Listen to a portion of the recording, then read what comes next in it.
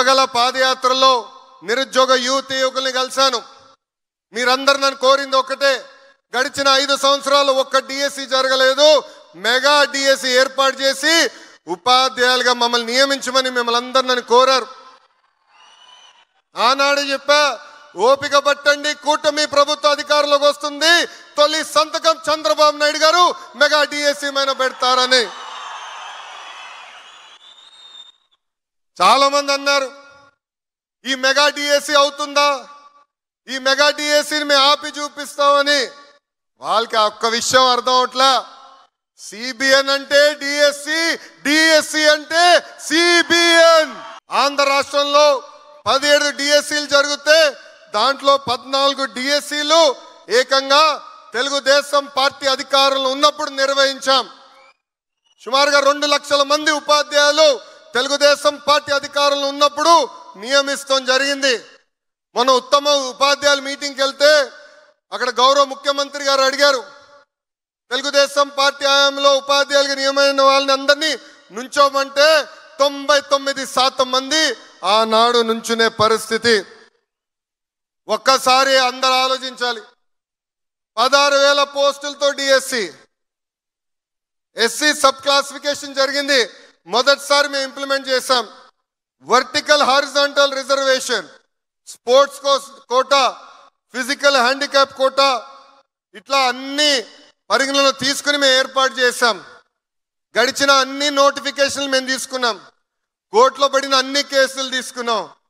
ఒక్కొక్కటి చదివి పక్కడబంది నోటిఫికేషన్ ఇచ్చిన ఘనత ఈ కూటమి ప్రభుత్వాన్ని. గౌరవ ముఖ్యమంత్రి గారి అనుమతితో కొంతమంది అధికారుల్ని ఈ సభాముఖంగా నేను గుర్తించాలనుకుంటున్నా. మొదటిది గౌరవ సెక్రటరీ ఫర్ ఎడ్యుకేషన్ కోన శశిధర్ గారు, రెండోది కమిషనర్ స్కూల్ ఎడ్యుకేషన్ విజయరామరాజు గారు, మూడోది ఎస్పీడి సర్వశిక్ష అభియాన్ శ్రీనివాస్ గారు, నాలుగోది ఆకుల రమణ గారు. తెర ముందల మేం కంపడినా తెర వెనకాల అహర్నిశలు కష్టపడి ఎక్కడా మీకు ఒక్క ఇబ్బంది రాకుండా అద్భుతమైన నోటిఫికేషన్ వీళ్ళు ఇచ్చినందుకు ఈ సభాముఖంగా మనందరం కృతజ్ఞతలు తెలుపుకోవాల్సిన అవసరం ఉంది. సమిష్టి కృషి వల్లనే మెగా డిఎస్సి మెగా హిట్ అయింది. 150 రోజుల్లో 150 కేసులు వేసినా ఈ రోజు మీకు ఆఫర్ లెటర్ కూడా అందించిన ఘనత ఈ కూటమి ప్రభుత్వాన్ని. విద్యా వ్యవస్థలో అనేక సంస్కరణలు తీసుకురావాలన్న ఆలోచనతో నేను పనిచేస్తున్నా.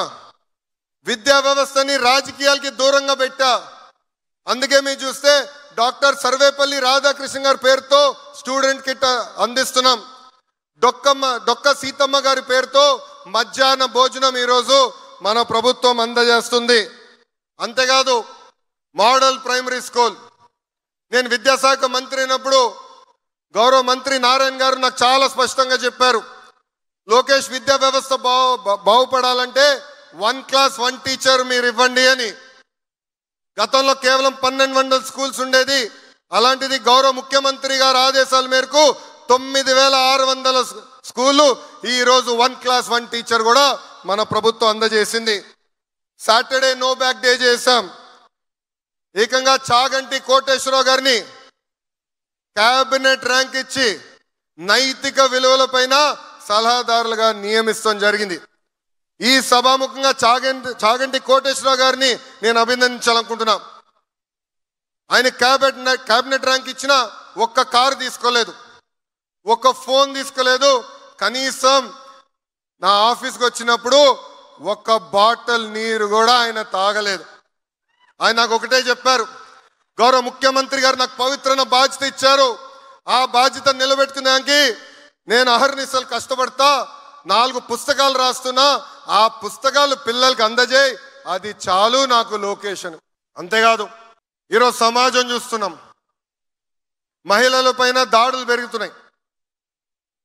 ఇది మార్పు రావాలంటే మహిళలు గౌరవించాలనేది పాఠశాల దగ్గర నుంచి నేర్పించాలి, నర్సరీ నుంచి నేర్పించాల్సిన అవసరం ఉంది. అందుకే మగవాళ్ళు ఆడవాళ్ళు సమానంగా గౌరవించాలని నేను బలంగా నమ్ముతున్నా. ఆ మార్పు ఎప్పుడైతే మన ఇంటి నుంచి మొదలవుతుందో అప్పుడే సమాజంలో ఆ మార్పు వస్తుంది. మా ఇంట్లో మేము చూసా, మా తల్లి ఏనాడు వ్యాపారం చేయలేదు, కానీ గౌరవ ముఖ్యమంత్రి గారు లేదు, ఇప్పుడు నేను మంత్రి అయ్యాను, కంపల్సరీ నువ్వు వ్యాపారం చేయాలని బయటికి తీసుకొచ్చారు. మహిళల్ని గౌరవిస్తాం, స్వయంగా నేను నా ఇంట్లో చూసా. అందుకే ఈరోజు మహిళలంటే నాకు ఎక్కడ లేని గౌరవం. మీరు ఒక్కసారి ఆలోచించండి, first class second class text books మేము మార్చాం.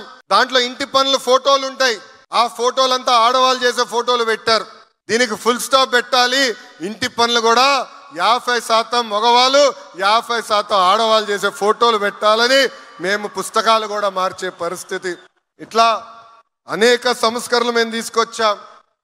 గౌరవ ముఖ్యమంత్రి గారు గతంలోనే చెప్పారు, ప్రతి ఏటా డిఎస్సి మేము నిర్వహిస్తాం. నవంబర్లో మళ్ళీ టెట్ మేము పెడుతున్నాం. సుమారుగా 3,40,000 మంది మొన్న టెస్ట్ రాశారు. అధైర్యపడద్దు, మళ్ళీ డిఎస్సి మేము నిర్వహిస్తాం. పారదర్శకంగా మళ్ళీ మేము వచ్చే సంవత్సరం డిఎస్సి ఓపెన్ చేస్తామని ఈ సభాముఖంగా తెలుపుతున్నాం.